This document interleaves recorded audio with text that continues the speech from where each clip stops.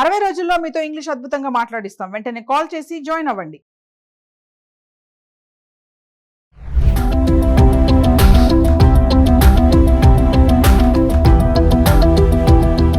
నమస్తే, welcome back to Suman TV. ప్రస్తుతం మనతో పాటు ఉన్నారు consumers affairs committee chairman Mandari Krishna Reddy గారు. నమస్తే సార్. నమస్తే అమ్మా. సార్, మనం కొన్ని స్కీమ్స్ గురించి మాట్లాడుకుంటున్నాం కదా, మరి అదే క్రమంలో ఏపీ గవర్నమెంట్ తల్లికి వందనం అనే స్కీమ్ తీసుకురావడం జరిగింది. ఒక్కో విద్యార్థికి 15,000. మరి అసలు ఈ స్కీమ్ వివరాలు ఏంటి, ఎవరి అకౌంట్ లో పడతాయి, దరఖాస్తు ఎలా చేసుకోవాలి, ఎలిజిబిలిటీ క్రైటీరియా, ఒకసారి దీని గురించి సార్. గతంలో వైఎస్ఆర్సిపి ప్రభుత్వం ఉన్నప్పుడు అమ్మఒడి అనే ఒక పథకాన్ని రన్ చేశారు వాళ్ళు. ఆ అమ్మఒడి పథకంలో కొన్ని లోపాలని సరిచేసి తల్లికి వందనం అనేటువంటి పథకం ద్వారా ఒక ఇంటికి ఒక విద్యార్థికి మాత్రమే ఇచ్చేవాళ్ళు ఇంతకుముందు అమ్మఒడి కింద డబ్బులు. కానీ ఒక ఇంట్లో ఎంతమంది పిల్లలు ఉన్నా, వాళ్ళు 2 ముగ్గురున్నా, 4 5 6 ఎంతమంది పిల్లలు ఉంటే అంతమందికి తల్లికి వందనం ఇచ్చేట్టుగా ఏర్పాటు చేశారు. ఇది పెద్ద మార్పు. దీనికి కూటమి ప్రభుత్వం వచ్చిన తర్వాత ఆంధ్రప్రదేశ్లో 1 సంవత్సరం లోపలే ఇప్పుడు కొత్త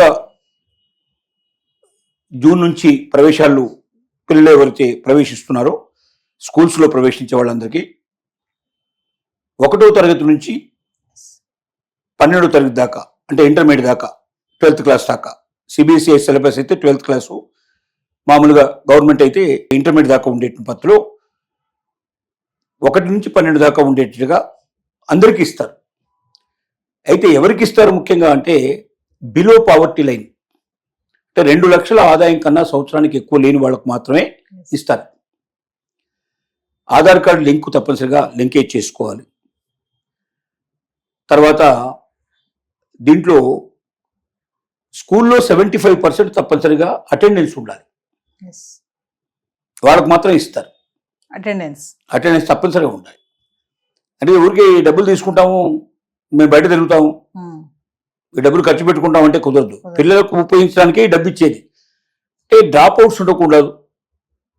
పిల్లలు రెగ్యులర్గా చదవాలంటే వాళ్ళకు అట్లాంటి ఎన్విరాన్మెంట్ ఉండాలి. వాళ్ళకి అయ్యే ఖర్చులు, షూస్ కావచ్చు, బట్టలు కావచ్చు, బ్యాగ్స్ కావచ్చు, ఇలాంటివన్నీ ఏది కావాలన్నా కూడా తల్లిదండ్రుల మీద భారం పడకుండా పిల్లవాడికి సంబంధించిన ఖర్చును మొత్తం కూడా ప్రభుత్వం భరించేటట్టుగా ఒక పిల్లవాడికి 15,000 రూపాయలు చొప్పున గవర్నమెంట్ ఇస్తుంది. ఈ 15,000లో 13,000 రూపాయలు నేరుగా పిల్లవాడికి సంబంధించిన తల్లి ఖాతాలోకి జమ అవుతాయి. తల్లి లేని సందర్భంగా తండ్రి ఖాతాలోకి పడతాయి, లేదా ఎవరైనా ఆథరైజ్డ్ పర్సన్ ఎవరు ఉన్నారో వాళ్ళ ఖాతాలోకి వెళ్తాయి. 2,000 రూపాయలు మాత్రం ఆ పిల్లవాడు చదువుతున్న స్కూల్కు సంబంధించిన యాజమాన్యం ఖాతాలోకి వెళ్తాయి. అంటే స్కూల్స్ను కూడా బాగు చేయాల్సిన అవసరం ఉంది. ఎందుకంటే స్కూల్స్ డెవలప్ అవ్వాలి. చాలా స్కూల్స్లో టాయిలెట్స్ ఉండవు, అమ్మాయిలు చదువుకుంటూ ఉంటారు, టాయిలెట్స్ ఉండవు, చాలా బాధలు అవుతూ ఉంటాయి. అలాగే వాళ్ళు భోజనం చేయడానికి వేరే ప్లేస్ ఉండవు. చాలా స్కూల్స్లో టేబుల్స్ సరిగా ఉండవు, బెంచెస్ ఉండవు, కింద కూర్చోబెట్టి నేర్పించే సంస్కృతి గవర్నమెంట్ స్కూల్స్లో ముఖ్యంగా కింద కూర్చునే సంస్కృతి చాలా ఉంది. కింద కూర్చోకుండా వాళ్ళు కనీసం బెంచెస్ మీద కూర్చోవడం, రాసుకోవడానికి టేబుల్స్ లాంటివి ఉండడం, ప్రైవేట్ స్కూల్స్తో సమానంగా చేయాలని ప్రయత్నిస్తున్నారు.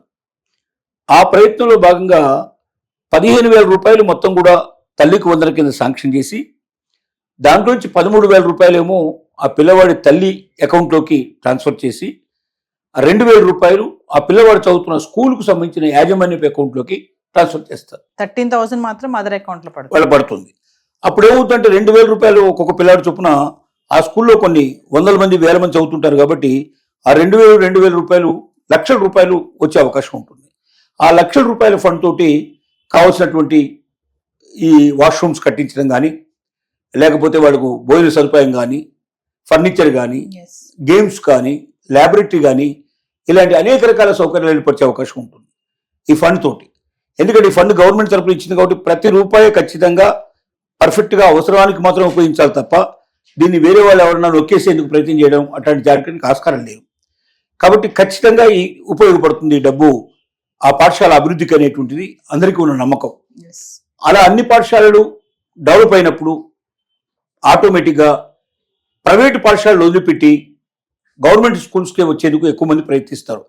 ఎందుకంటే గవర్నమెంట్ స్కూల్లో క్వాలిఫైడ్ టీచర్స్ ఉంటారు, అంతా ట్రైన్డ్ టీచర్స్ ఉంటారు.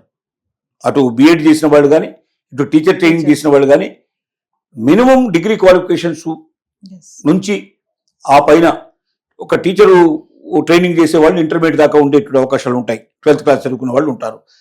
కానీ మిగతా వాళ్ళందరూ కూడా డిగ్రీ, పోస్ట్ గ్రాడ్యుయేషన్ చేసిన వాళ్ళే ఉంటారు.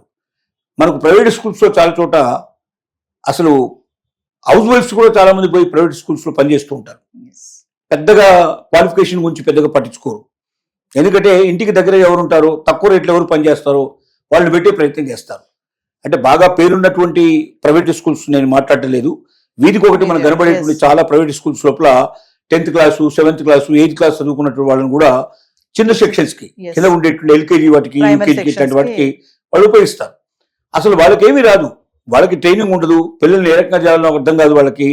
ఏదో వాళ్ళకి తెలిసింది, వాళ్ళు నేర్చుకుని ఏదో చెప్పడానికి ప్రయత్నం చేస్తారు. దానివల్ల పిల్లల్లో బేసిక్ గా ఎడ్యుకేషన్ మీద ఇంట్రెస్ట్ పోతుంది, స్కూల్కు రావాలన్న కోరిక చచ్చిపోతుంది.